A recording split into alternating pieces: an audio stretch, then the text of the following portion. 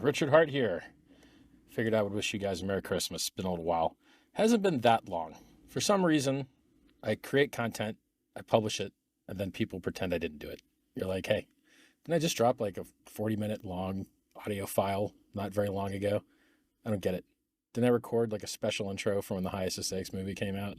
Well, here we are again. Hopefully this satisfies your guys' excellent, amazing thirst for knowledge. I hope. So what do we got going on? Let's take a look. Let's take a look at the old markets, see where we're at. Let me open up a browser here. And I think gopulse.com is a pretty cool place to check out stats.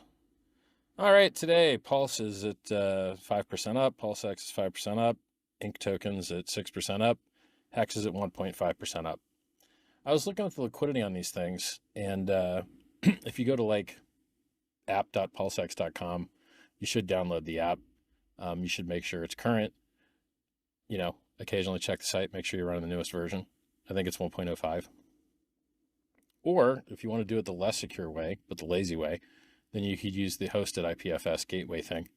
The reason IPFS gateways aren't as secure as native IPFS, which you can run if you install an extension or use Brave. I hate Brave, but they do have native IPFS, so that's nice. The reason that running a gateway is less secure is because the gateway could just change what's on the site whenever they want. So if the gateway gets hacked, they can replace the site with malware, and then you're probably going to get screwed, right? So downloading the software is the best thing. And the second best thing is a hosted local, you have your own IPFS hash, you know that that's the software that you're running, the one you want. And then third best would be an IPFS gateway, or, a hosted community website. And there's a lot of them in the community. I don't know all of them off the top of my head, but a lot of people just made their own hosted front end things. Because, the front end's the front end, right? It's software. You can run it. So the community ran it so that the URL is easier to type. Or, you can just download the file. The only kind of sucky thing about downloading the file is it scares you because it says, oh, you sure you want to run this unsigned software?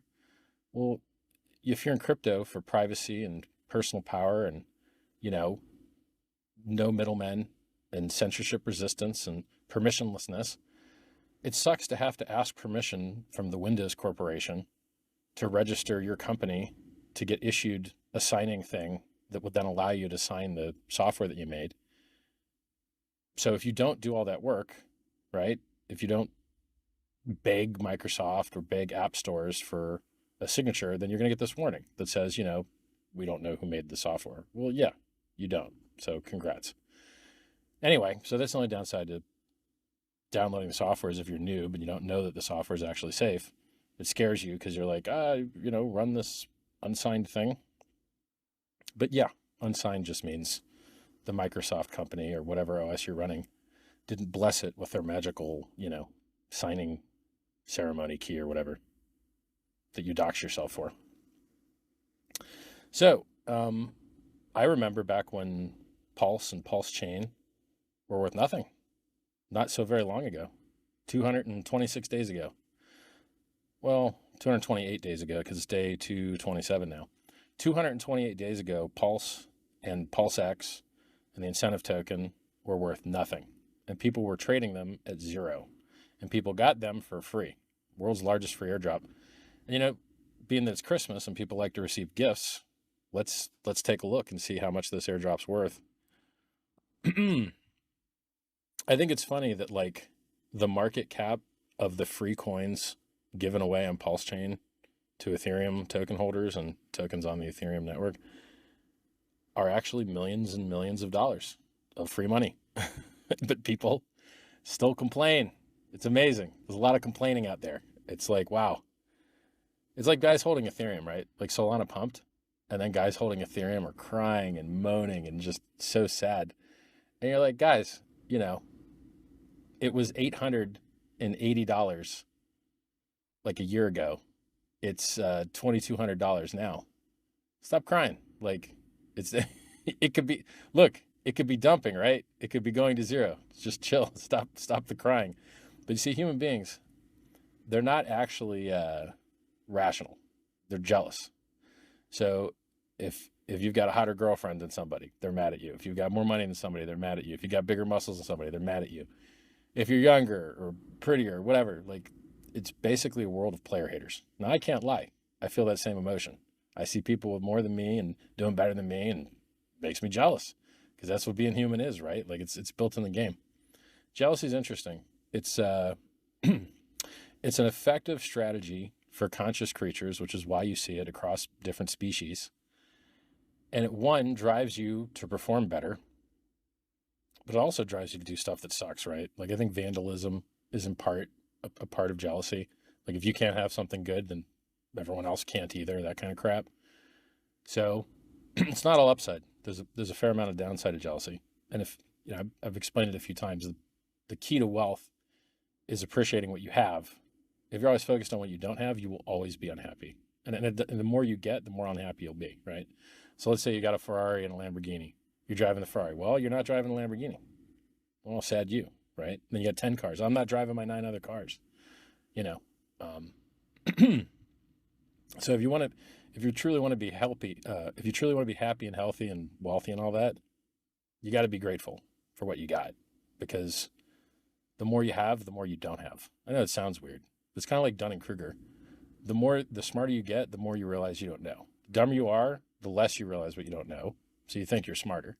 Well, it's the same thing with money, right? The richer you get, the more you realize you don't have or you're not using. And then the worse you feel. I mean, like in general, rich people, not really that happy usually. Hi, happy with people, happy with friends, not that happy alone. So that's kind of how the tortured genius thing works. Did he just call himself a genius? Yeah, I called the top on the day a couple of years ago. Hi. I called the top at 65K. Price is 43K. What's up? I like how people talk about Michael Saylor. They're like, Michael Saylor's up $1 billion. You're like, hold on a second, you idiots. Let me explain this to you, okay? When you enter a position, you slip the market against yourself. When you enter positions, it's called slippage, right? So if you enter billions of dollars of a position, your actual exit price is a lot lower than what you think it is, because it's going to slide against you on the way out.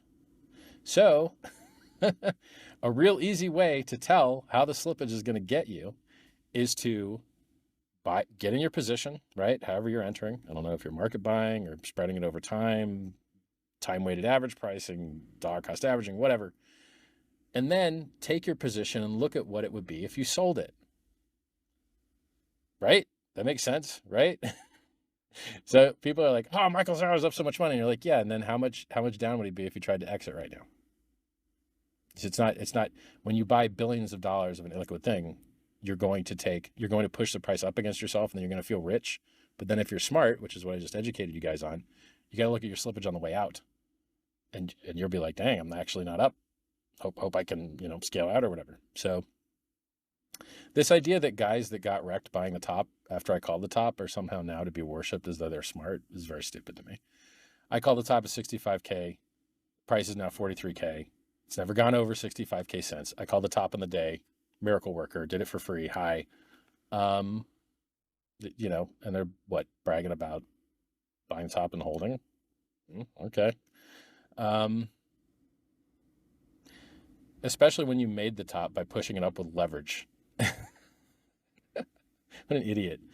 And then you see other things like this guy, I don't even know his name, Raul something, Raul Powell or Paul, I don't know, some guy with like a podcast. This guy buys the top irresponsibly long on margin, uses options for leverage. I warned him. I said, don't do it. Don't do it, bro. In his thread, telling him, don't do it. Ladies, liquors, and leverage. Don't do it. You'll get wrecked. He gets wrecked. But now he's like doing victory laps somehow. Like, bro, what? I called the top of these things. You guys bought the top. Stop acting like you won. You didn't win. Hi, RichardHeart. In case you don't know me, own the world's largest diamond. Never seen it. Pretty funny that, but I own it. What else? Founded the world's largest airdrop, which here's some market caps for those coins. Let's go take a look at some. We've got, I'm just going to sort by liquidity here.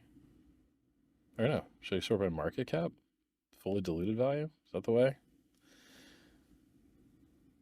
Let's look at the wrapped Bitcoin. Now, why do I hate talking about PRC20s to you guys? Because any PRCI20 I mention, I'm worried that you guys just buy. It worries me. I don't want you to do that. So wrapped Bitcoin has an admin key, okay? BitGo, a company in the United States, has that admin key. They could just infinitely mint as many more as they wanted and dump this thing to zero if they wanted to. Now, are they going to do that? I have no idea. Would their shareholders like it if they did that? I have no idea. I don't even think they're public. They're private. In general, I like the things that I founded. I think they have good designs. I hate admin keys. I prefer not to see admin keys wherever they can be removed and not exist. So, wBTC has an admin key, therefore I'm not really a big fan. But god darn, as far as ERC20s and PRC20s go, man, you're just buried in admin keys. Anyway, long story short. So, there's a reason I don't talk to you about half the things on PulseChain or that half the PRC20s in the world is because, there's risk in them, right? So wrapped Bitcoin, fully diluted value, 14 million bucks. So I think that means is that the total supply, I'm not sure this website's measuring the total supply accurately, but let's just assume it is. The total supply times the price is 14 million bucks. So this coin that was given away for free to ERC20 holders, wrapped Bitcoin ERC20 holders, is worth $14 million out of thin air. Cost you nothing. Free. Here you go. Enjoy your free money. Merry Christmas. There's $14 million of value sitting here. Cool. And there's 300K of liquidity. Now, I hear this like, oh, Solana's pumping. And then I go look at Solana. And then I go sort by liquidity. And there's no liquidity on anything. And I don't get it. Now, when you have really low liquidity, it means that the price can go very high with less amounts of money. But in a Uniswap V2 automated market maker where the bid and the ask are symmetrical, and this doesn't speak to anywhere else it's traded, right? I'm not looking at all the other places it can trade. I'm just looking online at the, what I consider to be the most trust reduced way to trade, because you can't get screwed by an exchange stealing your money. You can only get screwed by contract vulnerabilities or rug pulls or, bad PRC or ERC20s that have inflation bugs, RAM keys, stuff like that. But it is, you don't have to trust as much. If an exchange gets your money, this is another thing, right, that I understand. Well, let me finish this point. There's millions and millions of dollars of free money that was given away to people. Pulse was given away for free to every Ethereum holder. A PRC20 copy was given away to every ERC20 holder. There's millions and millions of dollars of free money sitting here. And you idiots on the Ethereum network that aren't smart enough to say thank you for the free money, for some reason, you're also not smart enough to take advantage of all the lower gas costs. So if we look right now at gopulse.com/gas, it's 50,000 times cheaper to use PulseChain than Bitcoin. 50,000 times. It's 9,000, well, 83.96 currently. Let's call it 8,000 times cheaper to use PulseChain than to use Ethereum. PulseChain was designed to help get the Ethereum gas fees down. Well, guys, if you would put a little bit less load on the Ethereum network, it wouldn't cost you $5 to send an ERC20 or $20 to do a swap. It would cost you less than a penny. Right now, it costs less than a penny to do a swap, PulseChain. It costs, you could do about 5,000 sends for a penny. Check the math though, 0.0002. That's a lot of sends, right? So PulseChain has operated flawlessly since launch. It was the world's largest free airdrop. There's millions of dollars of free coins there for ERC20 holders. And we're in day 227 of flawless operation. It used to trade at zero and be worth nothing. And now, I mean, depending on how many coins you think are circulating, Let's look at the market cap. I, in general, hate market cap as a measurement for like anything really. But here it is. The market cap, if you take like the total supply of PulseChain times the current price per PLS, the market cap of PulseChain is $9 billion, 8.9 billion. The current market cap of PulseX is 2.5 billion. Incentive token, 12 million. HEX, 6.7 billion just on the PulseChain network, probably worth about 4 billion on the Ethereum network. That's a lot of billions, guys. So, I mean, the idea, this narrative, a lot of people hate me. A lot of people hate the things I've designed, which is really weird because they were all given away for free.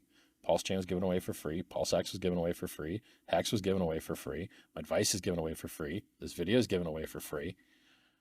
You don't even know an address you could send me money at. You don't have any address of mine. Wow, that's a lot of free stuff for a lot of hate. And I didn't even wear any jewelry, just so you little hater guys would have an easier time for Christmas. So you don't have to hate as hard. Still called the top of the day. They want you to feel wrecked.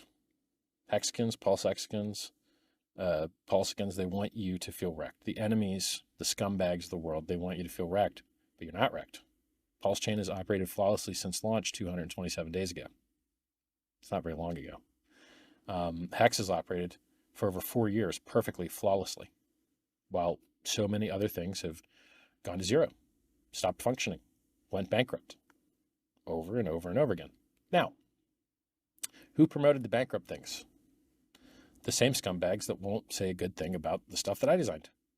CoinMarketCap advertises crap that goes to zero, advertises crap that gets bankrupted, advertises crap that destroys their users, lists it all over the place, lies about our stuff, lies about the market cap of PulseChain, lies about the market cap of HEX. You know, everybody just lies about our stuff. Really weird. Like, I guess they hate their users and hate their followers and want them to get wrecked, I guess. Yeah. So, you know, Coinbase didn't list HEX, sued by the SEC. Kraken didn't list HEX, sued by the SEC. Binance didn't list HEX, sued by the SEC. Plus, paying the CFTC $1.5 billion, plus paying the DOJ $4 billion, plus waiting for sentencing after pleading guilty. Hey, wait a second. Hold on. All the guys that said bad things about RichardHeart, HEX, PulseChain, PulseX, sent their followers to things that went bankrupt, like Celsius, BlockFi, Cred, Gemini Lend, on down the list. While I told you all not to pick up pennies in freight trains, not to pick up pennies in front of freight trains, not to risk your whole stack for 7%, not to do the opposite of why cryptocurrency was invented and take counterparty risk. You know, it just blew my mind. And then these same idiots are doing the same stuff. Oh, here's another funny thing. Solana, which pumped recently, is being claimed in court by the SEC to be a security in both the Kraken case and the Coinbase case. Pumped anyway. You know? Now, so right now I'm just kind of talking about market things. So 4 years of perfect flawless operation on HEX while everyone else got wrecked. Called the top of the day. Never went over that price. Yay. World's largest free airdrop, worth millions and millions and millions and millions of dollars. Billions of dollars in market cap all over the place. 4 years of perfect flawless operation in HEX. 227 days of perfect flawless operation in PulseChain. Yeah, these things are all going very good. Now, oh yeah, and apparently getting called a security doesn't mean you can't pump, because there you go. Solana pumped. Also, what I think is funny, well, a few things about Solana. It used to be down all the time. And now it has a lot of inflation. So apparently the way Solana works is that they inflate it a lot to subsidize the fees to be cheaper, which then, if the guys that are getting inflation ever decide to sell it, is going to suck. So Solana has very high inflation compared to Bitcoin. Bitcoin has very high inflation compared to Ethereum. And I think Ethereum's inflation is very similar to PulseChain's, but I'd have to look. There's some website that has like a counter. Because basically in Ethereum and PulseChain, they both use EIP 1559. And even though PulseChain has 25% less base inflation, so if the gas usage on both systems was the same, PulseChain would inflate 25% less. But EIP 1559 introduces burning, and burning increases as a result of what percentage of the block space you're using. So they target 30 million gas, and then the fees get a lot higher if you go over half of that. So they're really targeting 15 million gas of the 30 million max. And PulseChain inherited a lot of those parameters. So long story short, because the gas fees are so cheap on Pulse, we might not be pushing into that gas demand as hard. So we might not be burning as much. So there's a chance that PulseChain's inflating a little bit more than Ethereum, but probably, last time I checked, still less than Bitcoin. Yay. We're talking like Bitcoin's at like 1.2% inflation, and like Ethereum's negative 0.18 or something. These are very small percentages. So, but you know, a percentage of a very large market cap is a lot of money. So when you talk about Bitcoin inflating at 1%, you know, 1% of $500 billion is what? What is that? Calc 500 billion times 1.5 over 100. Wow, that's 7.5 billion. That's a lot of money. Wow. Is Bitcoin worth 500 billion? Let's look. Yep. It's 855 billion. Wow. So basically that means that the miners are getting paid billions of dollars a year to dump the price to enrich mining hardware manufacturers and electric companies and harm the environment. Hey, but most of it's renewable. Yeah, but not all of it. So there you go. Still hurting the environment. PulseChain solved this. Also Ethereum solved this, right? You don't need to destroy the environment or enrich electricity companies or enrich mining hardware manufacturers to maintain a consensus network, period. And funny thing about Bitcoin consensus network is it actually sucks. So you guys that like Bitcoin that are watching, screw you guys and screw your bags. I'm going to educate you all. And half you guys sent all of your people to go get yield and things that went bankrupt. Why? Because you can't get yield online. Why? Because Bitcoin sucks. Oh, you want to get into a stable coin? You got on-chain exchange? No. Oh, wrecked. Oh, you want to, have high throughput?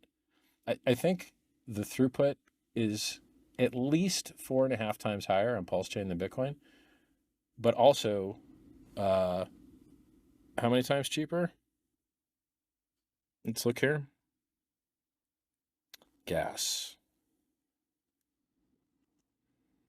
45,000 times cheaper, but it also has more features. And if you just compare like a network that only does sends on Bitcoin versus another network like PulseChain and just pretend it was only doing sends, it'd be a lot more than 4.5. That 4.5 number is based on like the average usage, and the average usage is a lot of complicated stuff like swaps and staking and unstaking and all kinds of stuff. And so if you like took the usage of the network and like equalized it with just sending native tokens back and forth, it would be like maybe 30 times.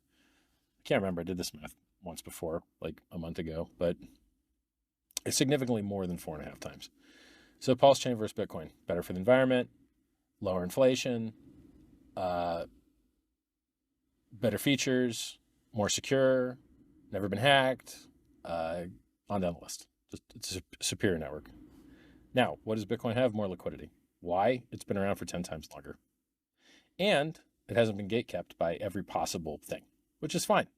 So, at some point, someone is going to, I guess there's some people in Australia already doing it, but like the best time to buy Bitcoin was when everyone thought it was a scam. The best time to buy Bitcoin was when it had the lowest liquidity. The best time when it when you could buy Bitcoin was when it was almost traded on no exchange anywhere. It was nearly impossible to buy.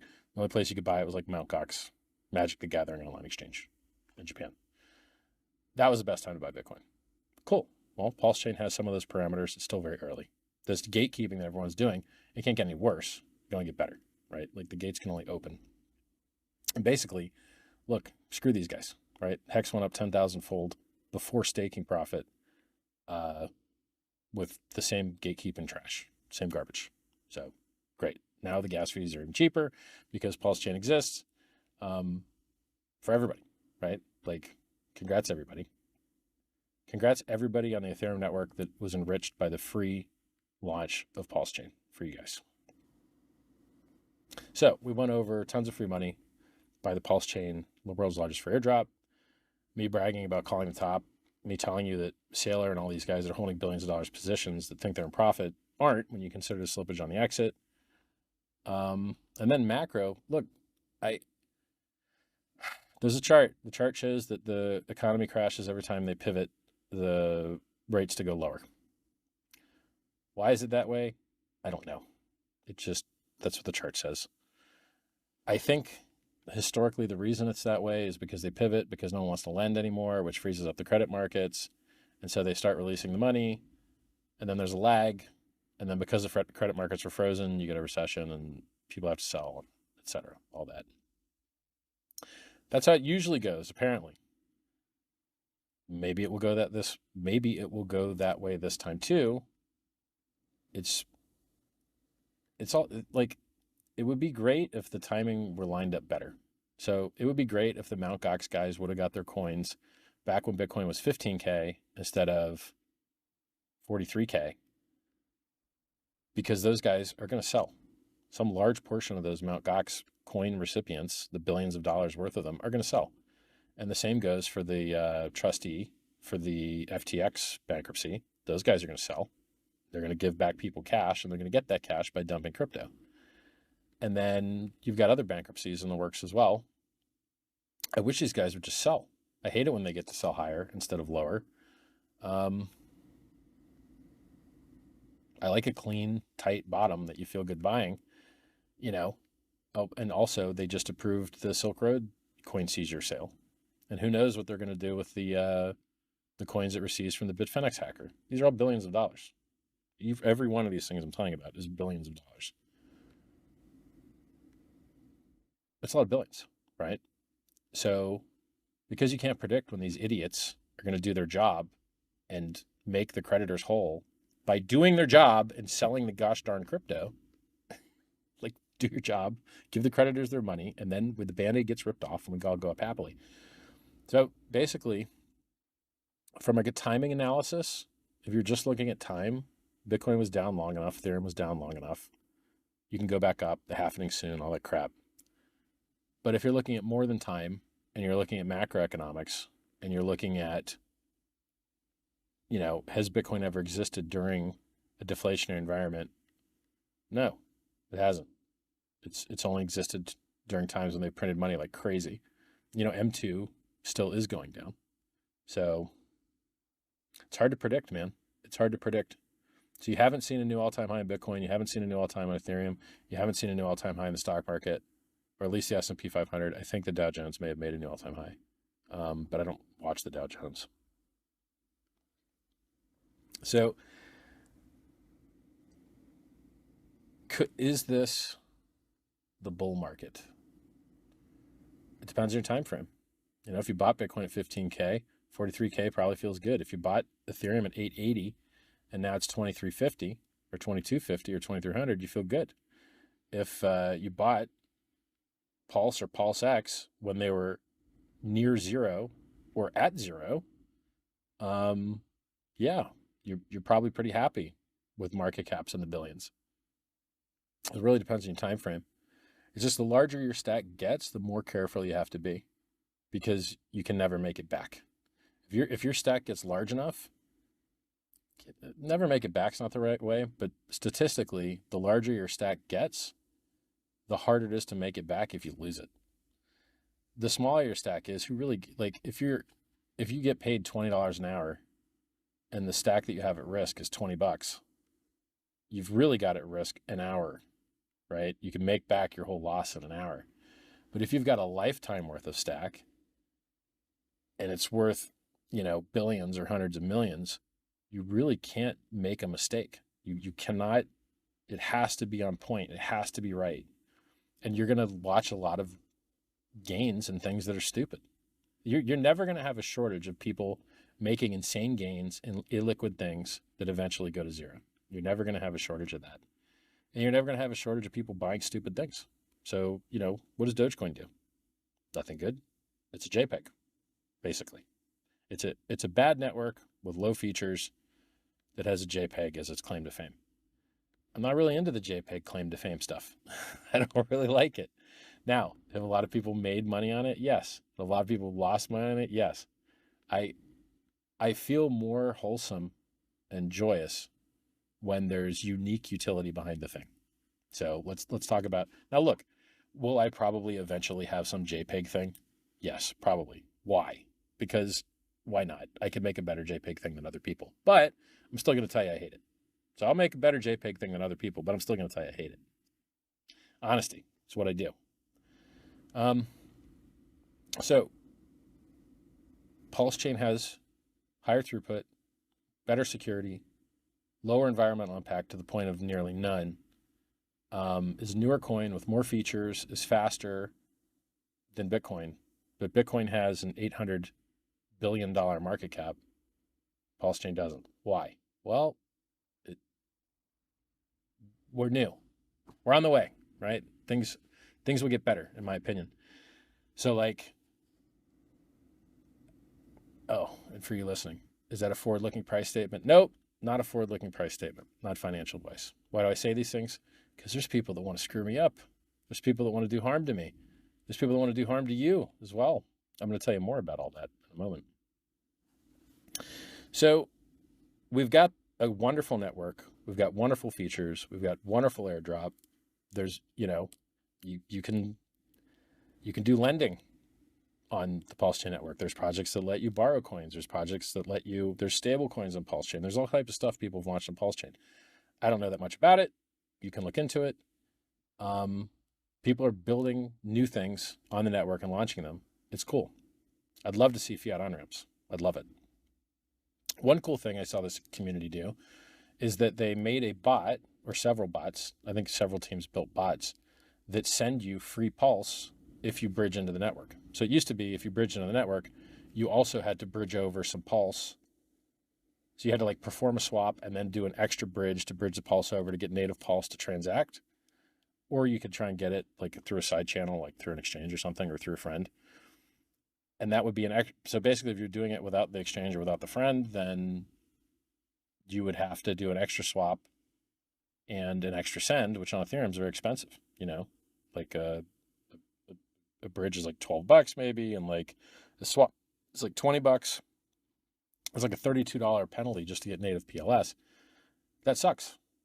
And so what people did was they just built bots that send you free PLS if you'd bridged in and you don't already have PLS, which is awesome because now you save them a swap and you save them figuring out which token to swap to, because of course in gatekeeping land, typing WPLS doesn't get you the darn token because gatekeeping scum trash everywhere. Crazy. So yeah, that's awesome. And it's very cheap to do, right? Because it costs less than a penny to send many, many, many, many times native Pulse to somebody. You could send 1,000 times and it wouldn't even cost you a penny. That's awesome. That's very, very cool. So I'm glad the community built those things. I think that's going to make it a lot easier for people to use the bridge if they want. A lot more affordable, a lot quicker.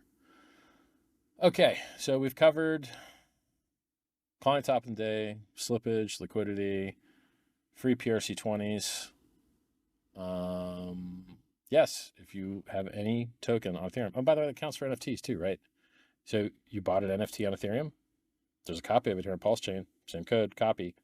Now, did you sell it to somebody and then not sell them the PulseChain version? Interesting. So guys that sold their NFTs on Ethereum still have their PulseChain versions. That's interesting, right? I haven't seen a market for these things. And I think markets for JPEGs are probably very important to the JPEG holders. So I think you may see more. If someone makes a market for the PRC, for the PulseChain versions of NFTs, I think you'd see it take off because these guys are wrecked. They're wrecked and they wouldn't mind the free money. So if you want to give these guys some free money, they probably wouldn't mind it. And having a market for them to dump into, I'm sure they'd love. And then eventually, you know, I wouldn't mind seeing PRC20, ERC20 copies. Because I mean, look, in theory, if people dumped enough of their free PRC20s to like create a base, then if someone created a PRC20, ERC, if someone created a PRC20 copy with bridged in ERC20, which we call ERC20, right? Like EETH or, you know, rep Bitcoin or whatever, it might create that thing that was dreamt of like the less liquid, more volatile, but yet because they're bridged, still tied to the ERC20 price kind of thing. And now it's been what, 7 months? 7 months is probably a good enough while to see those guys shaken out.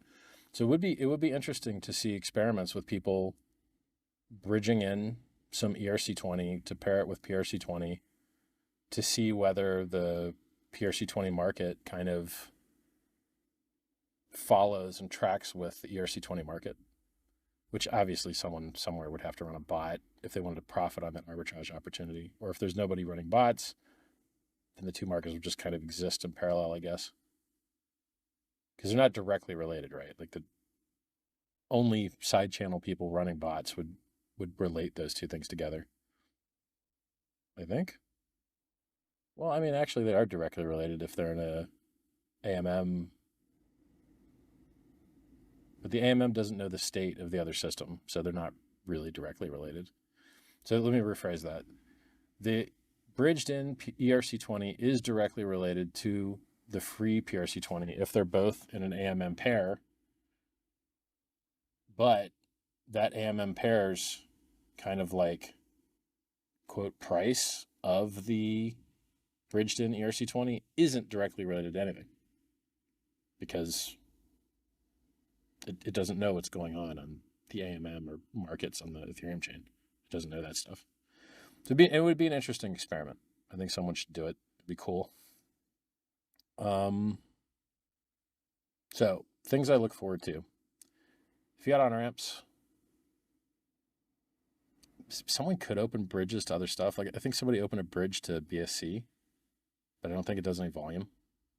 But maybe nobody knows about it. That's the thing is like I'm so afraid to talk about anything without reading the audits and making sure people aren't going to get wrecked, right? Like I hate it when people get wrecked. So you rarely ever hear me talk about things that I don't really believe in. What else? That market where you could have like the less liquid leverage position, especially after like 7 months of shakeout, I think it's less risky to get just infinite dumped on by ERC20 holders. Because like you saw the Pepe guys just infinite dump. You saw Aave infinite dump on the PRC20 side. I can't remember what other coins like those communities were just told about, and they were like infinite dump. You're like, well, yeah, but now you guys are paying $30 a swap, $20 a swap, $50 a swap, depending on the rates. If you had just moved your liquidity and your community to the superior network, you'd be paying basically nothing to swap and nothing to send, and you wouldn't be paying a huge tax to on-ramp new users. You know, if it costs $50 to swap, you're paying a $50 on-ramp tax for every new user. That sucks. That sucks a lot. That's not good. You know, it's just like when Bitcoin was $40 to send. I tried to explain this to people, but some dum-dums didn't get it. If it costs $40 to send Bitcoin forevermore, which I don't think it will, but let's say it did, then if someone sent you $40 of Bitcoin, you really have zero because it would cost you $40 to send it to the next guy or to the exchange or to the merchant or to do anything with it. It would cost you $40. Even if you sold your private key, which no one ever does usually because you can't prove that you deleted your copy of it. So the next guy has risk, which is why blockchain ledgers with timestamping prevents double spending, et cetera, et cetera. If it costs $40 to send Bitcoin, that means it costs you 80 to send 40, and then the guy receives it really has nothing because it would cost him to send 40 to try and use it. So you just turned 80 into zero. So if it costs $40 to use Bitcoin, it means if you spend 80, you have zero because it cost you 80 to buy 80, but then you only received 40 because the exchange is going to charge you to receive the 40, and then it's going to cost you 40 to send. And so that guy receives actually zero. I mean, actually, including, so it may be worse than I had originally explained it. It may cost 120 to turn into zero. So let's do the math real quick. You send $120 to the exchange. Exchanging is stupid. They don't want to lose money on you. So they're going to charge you 40 to send because it costs them 40 to send. So you buy 120 from your exchange. You pay them 40 to send it to you. Now you've got 80 left. You send 40 to your friend. It costs you 40. So now your balance is zero. And your friend received 40, but it's worth zero because you can't use it without spending 40. So now you've actually turned 120 into zero. Before, in my previous example that people argued about, the argument was that you got 80 to zero. But in actuality, if the exchange ain't stupid and they don't lose money sending you the coins, it's really turning 120 into zero. So now you've got $120 minimum tax to on-ramp someone if they're ever going to send coins to a friend. It's untenable and stupid and not why cryptocurrency was invented. It's not supposed to be worse than the legacy system. Like this. Yeah, it's, I think that PulseChain's basically free to send so far model is pretty cool. So let's check the gas prices again. $9 to send Bitcoin, $8.49. $1.20 to send ETH, 0.0002 to send PLS. That's 50,000 times cheaper than Bitcoin, 7,500 times cheaper than Ethereum. Guys, the network is good. Works great. Oh, and the bridge is free too. Somebody set the bridge to 0 fee so that using the bridge has no fee both directions. So if you go to bridge.pulsechain.com, there's no fees currently. In, out, either way, no fees. Now you're going to pay a fee on the Ethereum network. Nothing you can do about that. That's Ethereum's side, right? So you got a great network and you got a ton of free coins and it's been worked flawlessly for 7 months. Go make it great, guys. Launch stuff on it, use it, build fiat on-ramps, make a money transmitter in your state, make a licensed money transmitter in your state, and you can, make the community better. So legal stuff. Let's talk about legal stuff. In the United States, you have something called the Constitution. The Constitution restricts the government. The Constitution's job is to restrict the government and to protect your rights. You have something called the Bill of Rights, which were amendments to the Constitution to really, really super give you a good deal and restrict what the government could do because governments have such a history of screwing people over and over and over and over again throughout history. So what are some things in the Constitution? And these are very important things to know. And these things are so important to know that federal officers, such as Gary Gensler, the chairman of the SEC, you can go on the internet and you can search Gary Gensler's confirmation hearing, and you're going to see him swear an oath to the Constitution of the United States of America to defend it against enemies, both foreign and domestic. Now, you might ask yourself, what is a domestic enemy? What is a domestic enemy of the Constitution? I wonder. So the Constitution has something called the First Amendment. The First Amendment is freedom of speech, freedom of the press. Government shall make no law against free talking and all that stuff, right? Well, it turns out that Gary Gensler and the Securities Exchange Commission is actually doing a lot in violation of their oath. It turns out that they're violating a lot of what the Constitution is supposed to be protected from.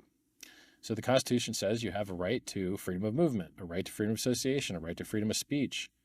There's other legal doctrines like the right to contract, which, if you interfere with other people's contracts as tortious interference, you can get sued for it. It can cost you money.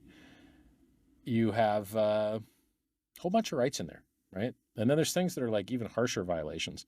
So if you're going to violate people's free speech, one of the worst ways to do that is with something called prior restraint, where you don't even give them the chance to speak. Well, listen to this. Blockchain networks are communication networks. They carry speech. The first Bitcoin block carried a copy of a newspaper article. Blockchain networks are speech. And the software that consists of blockchain networks, the nodes, the wallets, those are just word processing assistants. They just help you format your speech in a way that other participants can understand. So when you try and interfere with the blockchain, you're interfering with communication. You're interfering with communications network. You are performing prior restraint. Your interference in these things is creating a chilling effect. You are interfering with people's association. You are interfering with people's right to contract with each other. You're interfering with specific contracts. You are doing numerous, multiple things in violation of your oath to protect the Constitution. You're doing it outside of congressional authority. You're doing it outside of your mandate. So I don't understand how America became the carceral state. America has the highest rate of incarceration of any nation that has ever existed in the history of mankind. And yet you see very few lawsuits against people in the government. It just doesn't seem to match up to me. If you have extremely high rates of the government putting people in prison, shouldn't you have also high rates of some of the people being put in prison kind of suing the government for violating their rights? I mean, you go around the world and you can't even in some countries get 20 years for murder, but in the United States, they hand out time like it's candy. You can get 20 years very easily for doing lots of different things. Very easy to get 20 years in the United States. Very hard to get 20 years anywhere else. Isn't that cruel and unusual? By the way, Bill of Rights has a rule against cruel and unusual punishment. Shouldn't there be more lawsuits over this? Isn't it cruel and unusual that for things that aren't murder, you're getting what the entire rest of the world considers to be murder punishments?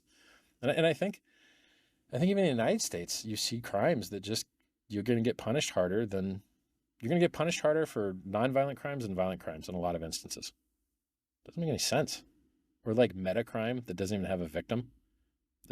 These things are like, they're not healthy. They're not good. And it's how you end up with the highest rate of incarceration in the history of mankind. So do you really have the rights you're not willing to fight for? Probably not. So you got to fight for these rights. And it's just tragic because so few people have the funding or the ability to stand up to the blowback to fight for your rights. I mean, when the ex-president of the United States is having lawfare used against him so that he can't run for office, that's what they do in the third world. The people in power use the executive branch and the police to make it so that no one can run against them, so they just keep winning. That's not good for democracy, guys. It's really not.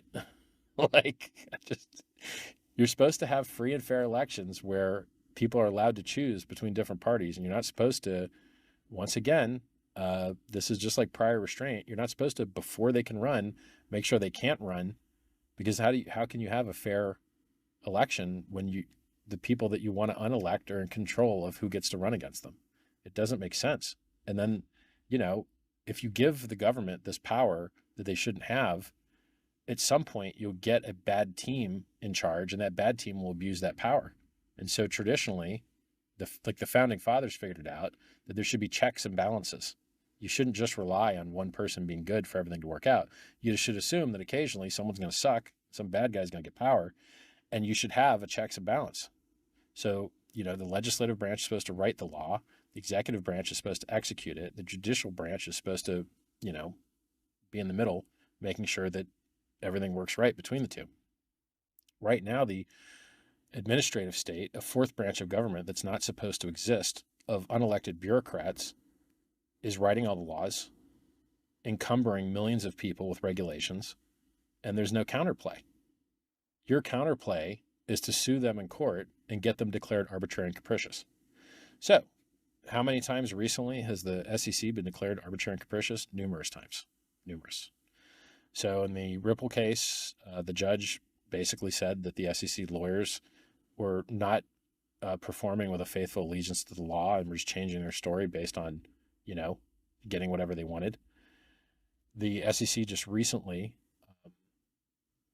their lawyers were lying in a case, and the judge caught them in the lies and said, well, now that you've been caught in these lies, explain to me why I shouldn't sanction you and fine you directly. Fine the SEC lawyer that was lying to the court.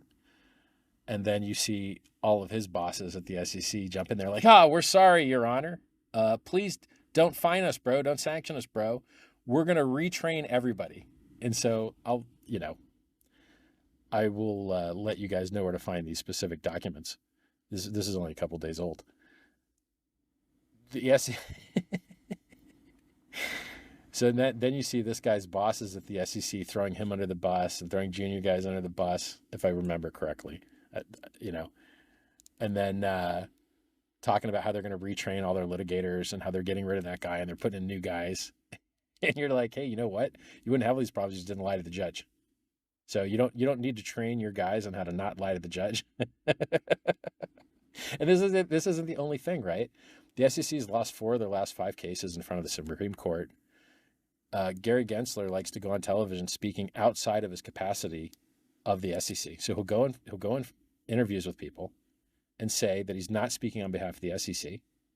Well, buddy, that means you're speaking on behalf of yourself, which means it's actionable. Okay, you are speaking on behalf of yourself, and you are moving markets, and you are manipulating markets. You, Gary Gensler, are manipulating markets outside of your authority at the SEC, which means you are personally responsible. You hear me hedging the heck out of my language because I don't want to catch a case. Not financial advice, do your own research, no forward-looking statements. But you, buddy, you're on record teaching at MIT saying that 75% of tokens are not securities, and then you get a job, you got your round trip, you got your revolving door, you got your 16 years at Goldman Sachs, but now you get to regulate Goldman Sachs. That's a good round trip you got there, buddy. You get to defend all your friends that you make all your money with. Hey, where's all your money, Gary? It's with all your friends that you're helping out by screwing the competitors, right? So in Gary's world, and by the way, so I would love to see Gary Gensler catch a charge for his manipulating markets with his speech outside of his capacity at the SEC. I would love to see him catch a charge for violating his oath. I'd love to see people suing him directly because people don't understand. When the SEC attempts to call something a security, it's like calling hugging, punching, and arresting parents for beating up their kids. It is disgusting. It is a violation of due process. It is a violation of equal protection. People that speak to each other using the blockchain deserve the same rights as people that speak to each other using pens and paper, non-digitally, analog. They should have the same protection of the people that use the mail. They should have the same protection of the people that use the telephone. So there's so many things going wrong right now, and it's just going to cost millions and millions of dollars to fix it. And I think you could reduce the amount of millions spent if there was some personal responsibility. I think if people were held personally responsible for what they're doing, right? So if you're a guard in a jail and you violate someone's rights, you can be sued around your qualified immunity. If you decide to go outside of your authority and outside of your qualified immunity protection to make statements that damage markets, maybe you should be held personally responsible for that. Maybe you should answer to the court for that. If you say things like, we want to lose more cases because if you're not bringing enough cases, if you're not losing cases, you're not bringing enough. Gary Gensler's on the record saying that. Gary Gensler's on the record in Congress under oath saying that there's a gap in the legislation where they can't regulate exchanges because they're crypto exchanges, not securities exchanges. And then, not so long later, he goes, was I lying then or was I lying now? I don't know, but my story sure has changed. Now we actually have everything we need. Just come in and register, even though they've been sued by Coinbase via writ of mandamus. And then the SEC finally responded after delaying and said, oh yeah, actually we're not going to make any rules. The whole rest of the world's making rules. Japan's making rules. Singapore's making rules. There's new exchange licenses. XRP just got licensed as a money transmitter. VASP, value service, whatever the heck, I don't remember, virtual asset service provider in Ireland. Coinbase just got virtual asset service provider in France, I think. The whole rest of the world's figured it out, you know. And then there more bad stuff, right? Gary Gensler loses the XRP case. Now, look, is it him specifically? No. But I think he's on the commission of guys that has to vote for what actually gets sued, right? So I think there's like 5 people on the commission, and you need like 3 of 5. And if you get 3 of 5, then they can like bring an action against somebody. I think that's how it works. Not an expert, not a lawyer. So like 3 of 5 guys, and by the way, you see dissenting opinions all the time, right? So Hester Pierce is a commissioner. She's always dissenting. She's dissented in the Stoner Cats case. She's dissented in a bunch of cases. She's going to tell you what we're doing is wrong. Like this stuff that the SEC is doing is wrong. And she's on the board. She's in the commission, right? She's one of the 5 people that gets to vote on these things. And there's another guy, I think his name's Udaya, that like is commonly dissenting with her these days. Now, like, why am I telling you guys about this stuff? Because these are your rights. I don't live in the United States. I haven't lived in the United States for decades. These are your rights. These are your problems. These people are screwing you. You need to do something about it. So the things that I'm telling you that are obviously true, like for instance, you can't custody cryptocurrency. Like I'll give you an example. The IRS is trying to make some law where like anybody that could have known about a transaction now has compelled speech and has to like gather data on other people, which will be hacked and stolen by Chinese hackers and Russian hackers, but they're just idiots, right? It's just like the SEC themselves. They in their own annual letter declare that they can't find experts to work on crypto because they all own crypto and don't want to sell it. And so then they're not allowed to hire people that own crypto. Okay. Well, maybe you guys have a bad setup, or maybe like stop sucking, right? Just stop sucking, guys. If you don't have the expertise to regulate a thing, you know, it's better to do no harm first, right? Like the Hippocrates law that doctors follow, do no harm first. Yeah, like Gary Gensler was making meetings with Sam Bankman-Fried, his buddy, right? His Democrat, like Gary Gensler was the treasurer for Hillary Clinton's Democratic campaign for president. He's as political as you can get, I think. Here he is meeting with, Sam Bankman-Fried, who sent tons of money to Democratic, politicians.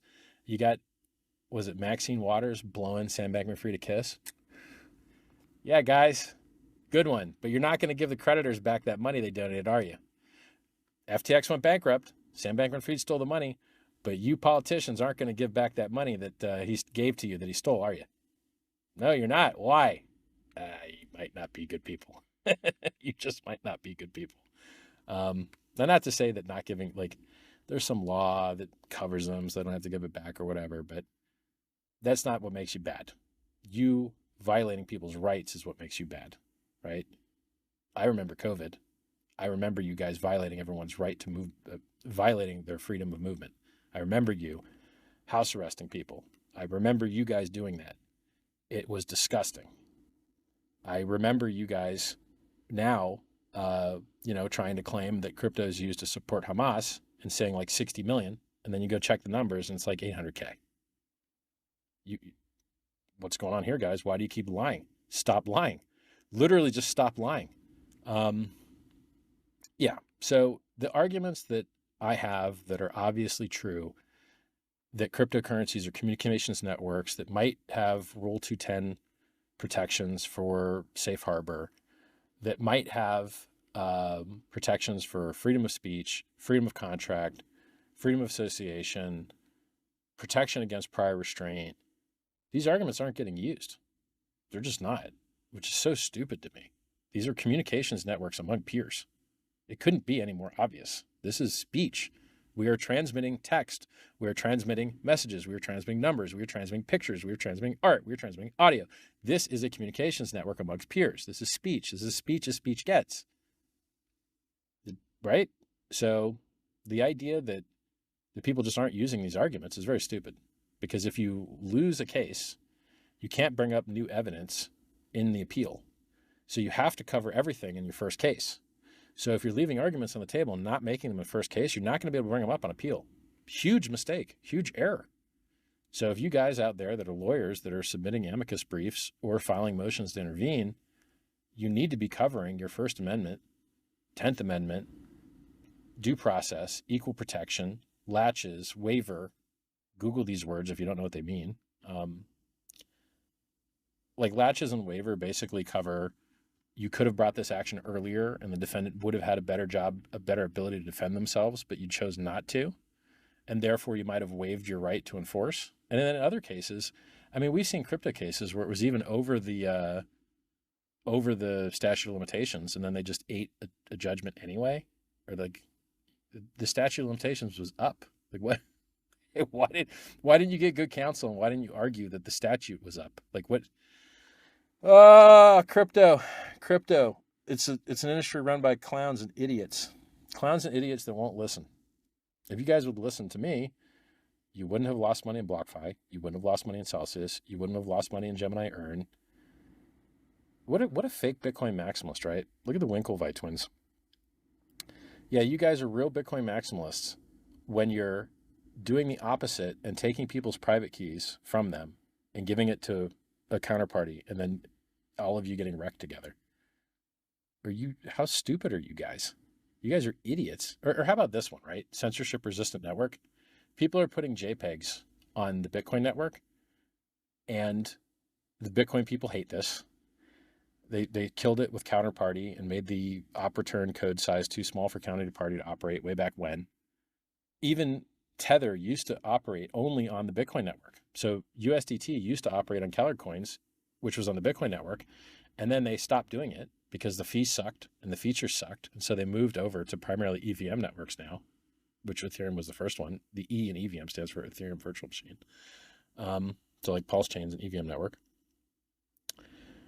So you have this, so Jack, who was at the helm of Twitter when they were helping the United States government violate your rights to freedom of speech by the government themselves giving them lists of people to silence and de-amplify and ban because they talked about COVID or Joe Biden's laptop or his son Hunter Biden's laptop full of pictures of him smoking crack and getting down with hookers, And by the way, the idea that Joe Biden's kid gets a bunch of jobs in Ukraine with no qualifications and a bunch of money from China and Ukraine, and then writes his dad checks and pays for dad's cell phone bill. Man, you're busted, bro. In the carceral state of America, where nearly anything's a crime and nearly anything gets you 20 years, Joe Biden, I got bad news for you, buddy. It ain't looking good for you, man. Why is your kid writing you checks? And why does he have jobs in countries that we're sending billions of dollars to? What's that? Like, what? Stop. Dude, no, don't. Like, oh, America, man. I left America, 2003? 20 years ago. I left America 20 years ago, and yet here I am spending my days doing legal research to try and make America a better place. Sucks for me, bro. Sucks for me. Left 20 years ago, didn't get any of that free helicopter money, didn't get any free money checks, didn't get any loans that I didn't pay back, any of that crap that everyone else in America apparently got. But here I am, still trying to make it a better place because my people. I care about my people. That's why I'm doing a Christmas video for you guys. And, that's why I give you so many things away for free. I care. Free book, t.me/Scivive, SCIVIVE. 2 free books there. Free coins, PulseChain.com, HEX.com. What else? There's so many things I like. Let me tell you how smart I am, okay? You could have claimed HEX.com. You could have minted HEX for free during the first year. You could have minted it for free. Boy, that Richard, he's a smart guy.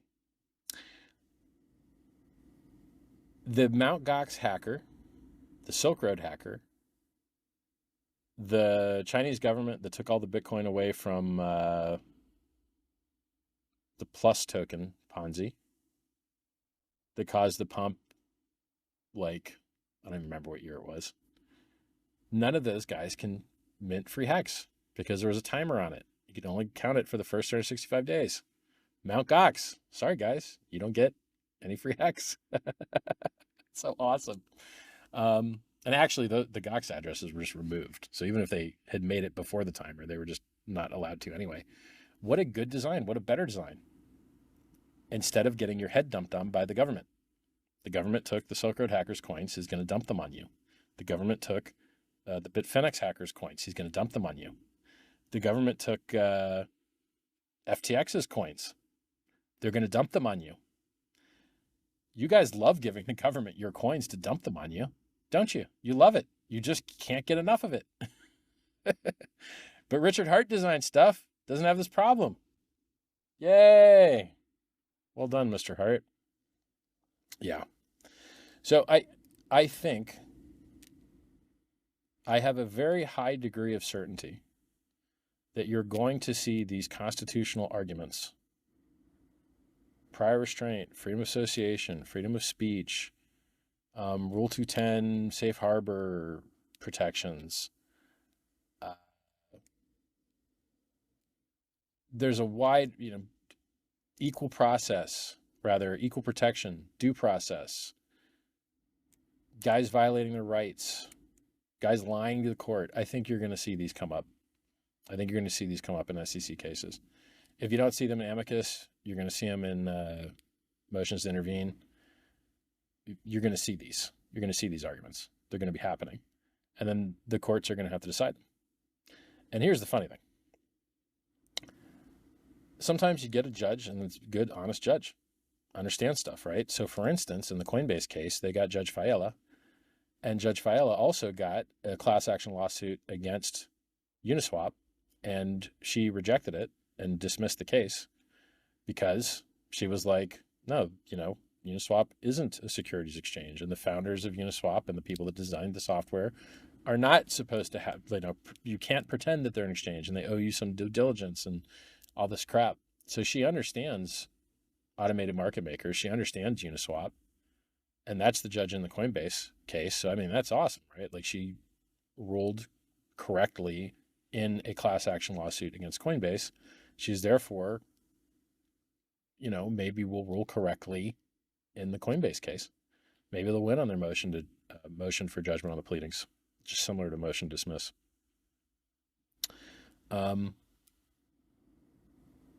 It depends on what judge you get and how much due diligence they want to put in. And there's a lot of cases out there, right? Like you've got the case against the tornado guys. You've got the IRS. I guess that comment period's over, but you've got now the OFAC Treasury comment period regarding trying to make all mixers illegal, which is the dumbest thing ever. Like, hey guys, here's the Fourth Amendment. It says you have a right to privacy. Here's the United Nations, human rights thing that everyone signed off on, that we believe that these are the rights humans should have, and privacy is one of them. Freedom of movement's one of them too. But then you go make all these laws that are the opposite of it. You can't say that people have a right to privacy and then do everything you can to violate their privacy. It's not consistent. It doesn't make sense. You're violating the Constitution. Please stop. And they're just doing it all over the place. And people aren't fighting back. You can't have a functioning... Human beings are not designed to operate well in non-private environments. That's why we wear clothes. That's why we close our blinds. That's why we lock our doors. That's why we don't share our toothbrushes. Human beings function well when they have privacy. They do not function well without it.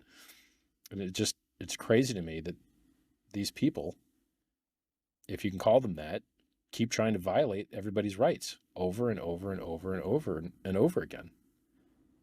It's enough. Please let us be free. Please. The founding fathers fought and died for our freedom. Many Americans have fought and died for our freedom. Can we please have our freedom? Pretty please? You guys should go get real jobs, producing things that people want, goods and services people want. If you're just removing people's freedom all day, there's a chance you're not helping society. There's a chance you're hurting society. So, unfortunate. All right. So you lawyers out there, you need to cover your First Amendment, equal protection, free speech, freedom of contract. There's a whole lot of things that you're not using that you're going to wish you'd used if you have to go to appeal. And it would be nice to have the precedent set.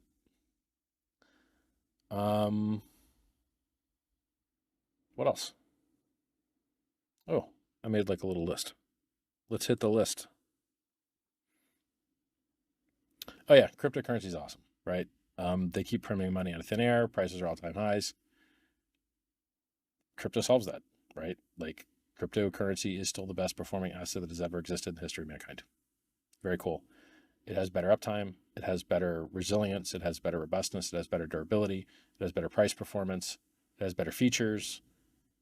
Cryptocurrency is awesome.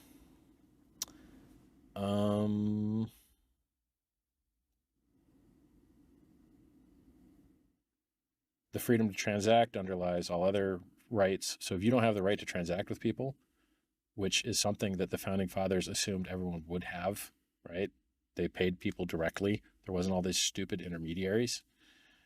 If you don't have that, you don't have the right, you don't have the freedom of movement if you can't pay for your bus ticket.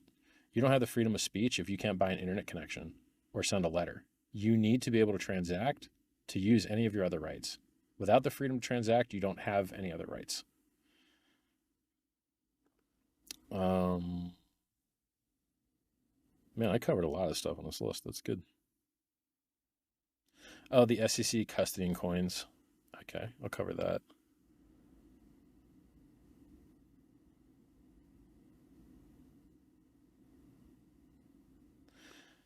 So the two things I see on the list that I didn't cover are, one, the Securities and Exchange Commission is custodying cryptocurrency right now via their comment section. With 100% certainty, the Securities and Exchange Commission of the United States has received cryptocurrency in the form of, this is by their definition. By my definition, the real one, you cannot even custody cryptocurrency. You can't. It's impossible. But by their definition, the wrong one, knowing the seed words means that you've received an airdrop you have to pay tax on. So I can tell you with 100% certainty that both the Securities Exchange Commission and the IRS Treasury have both received seed words that have money in them to Bitcoin, and they've both received time-locked Bitcoin. Both. And they've both received the Uniswap code. So they're hosting for public display the Uniswap code for exchanging cryptocurrencies, time-locked Bitcoin, and the seed words to them, and not time-locked Bitcoin and the seed words to them. And they can't even know what else those seed words control because it's not knowable because of the halting problem, which states that you can't know whether code will eventually halt or not until you eventually run it. And by that same token, you can't know what derivation paths hold private keys which match values on public blockchain networks, because you don't know what derivation path is being used, and you don't know how far down that derivation path you'd have to go to exhaust all the possibility of keys that might control things. I don't think it's knowable. Therefore, their concept of what hosting an exchange is, or what requires you to know your customer, or what a customer is, or what custody is, should all be invalidated by proof by absurdity, right? Because if their stupid rules that they're trying to make made any sense or were true, then they're all guilty and they all have tax right now. So anybody that works at the SEC that read that comment that had those seed words now has dominion and control and should owe tax now, right? By your guys' rules. Well, guys, did you register as a securities exchange? Did you register as a custodian? The SEC is trying to pretend that every cryptocurrency is a... I didn't explain this harshly enough, and I should do that now. The Securities and Exchange Commission is violating their oath by becoming a domestic enemy of the Constitution that they are supposed to fight against. They are becoming a domestic enemy of the Constitution, and they are trying to classify hugging as punching and trying to arrest parents. That's an analogy. They're trying to classify speech as securities. They're trying to classify entering a block and communicating publicly with everyone. If it were true, if it's true that you can't trade securities without a securities exchange, then it's also likely true that you can't pay someone to include your speech in a block. because the only method by which these networks allow you to include your speech in a block nearly primarily or nearly entirely is by paying a fee to be included in the block in the native currency. Well, they're trying to undo all that. They're trying to make it so that you can't speak because they're trying to pretend that your speech is a security. That's a violation of their oath. That's a violation of the Constitution. That's a violation of your rights. That's a violation of due process. You're not allowed to play pretend. You're not allowed to pretend that hugging is punching and arresting parents. You're not allowed to pretend that speech is a security. Speech is not a security. Speech is speech. You can turn anything into a security if you want to. You can turn an orange into a security. You can turn an orange tree into a security. You can turn anything into a security. But that doesn't mean that they are securities. An orange is an orange. It's not a security unless you work really hard to make it so by including an investment contract. So you buying a coin and using that coin to purchase speech on a distributed peer-to-peer open source network, that's speech, man. That's as speech gets. So the concept that you're going to de facto ban cryptocurrency around the jurisdiction of the legislative branch is also a violation of the separation of powers doctrine. It's also a violation of the non-delegation doctrine.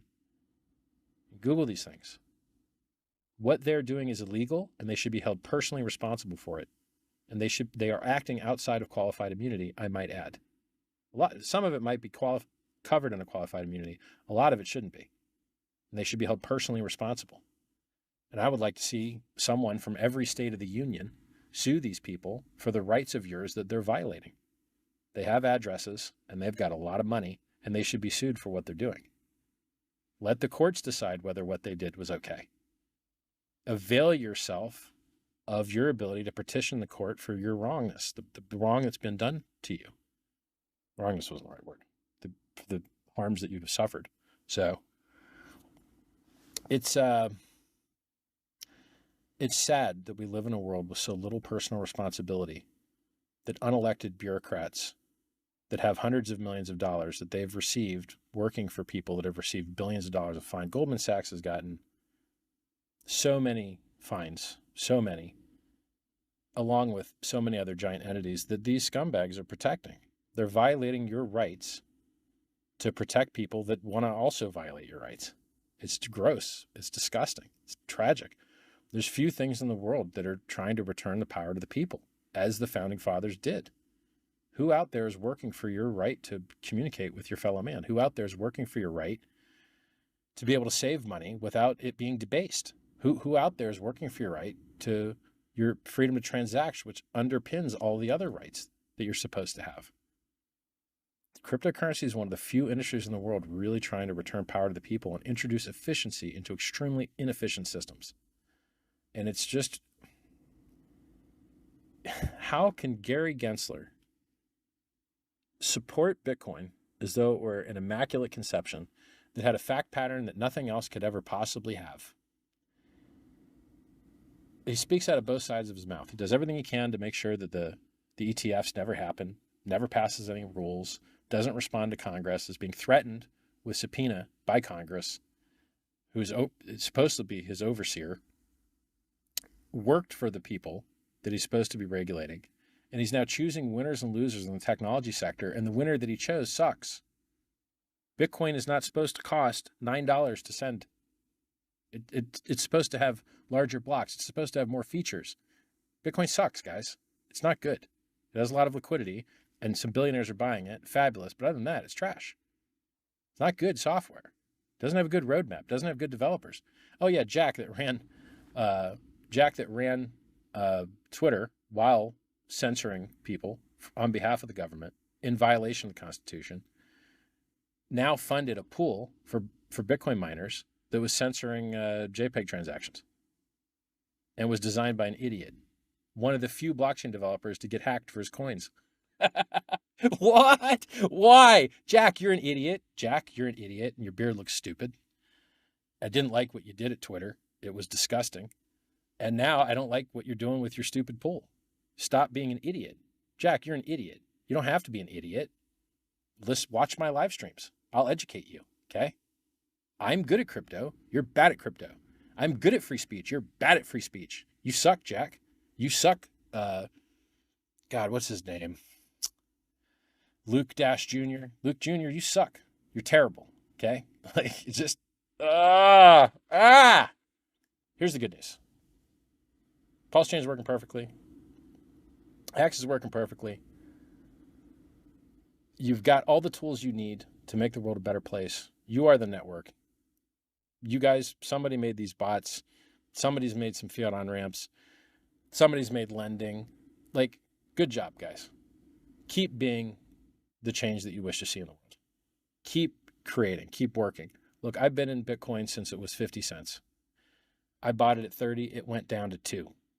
My introduction to crypto, more or less, was 95% drop. And now it's 43K. Okay, so I was mining at 50 cents. Now it's $43,000. That's an 86,000x. That's not bad, right? There's going to be volatility. There's going to be ups and downs. You have the tools that you need to create great things. You really, really do. You have something better than Bitcoin will ever be. Now, you have something now that is better than Bitcoin will ever be. That's enough, man. That is enough. You have what you need to create greatness. And I think you're going to see regulatory clarity coming up. I wouldn't be surprised to see Coinbase win their case. Their legal filings sound awesome, right? That response to the complaint that they wrote was beautiful, really well written, worth reading more than once. So those guys did a great job. And then, you'll probably see good arguments in the Kraken case. And they've also got a lot of amicus briefs from other people as well. Some are okay. So I think you're going to get regulatory clarity. And I would love to see personal responsibility from individuals acting outside of their qualified immunity to violate your rights. Your right to associate, your right to transact, your right to speak. It's disgusting, and they should be held personally responsible if the courts allow it. And you don't know unless you try. You really don't know unless you try. Yeah. So that's it. Merry Christmas, everybody. I hope that let's see how long this video was. I hope that this 1 hour and 22-minute video is enough for you guys out there. I hope you enjoy it. And, look, you're the network. If you want to see something amazing, you need to make it happen. If people are willing to buy coins that are down all the time, or, pictures, JPEG coins or whatever, maybe it's more, getting the word out that needs to be done. Maybe that's what makes the world a better place. If things are going to get better, you're going to make it better. I believe in you guys. Merry Christmas, everybody, and I'll talk to you soon. Bye.